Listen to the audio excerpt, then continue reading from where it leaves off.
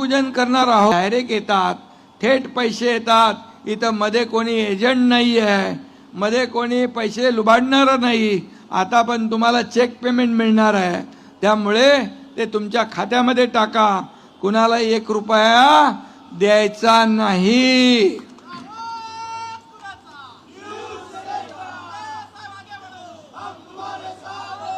पूर्वीच्या सरकारमध्ये जेव्हा पूर्वी सरकार काँग्रेस UPA सरकार होतं, त्यावेळी 1 रुपया केंद्रातून आला तर शेवटच्या माणसाच्या खिशात 15 पैसे मिळायचे.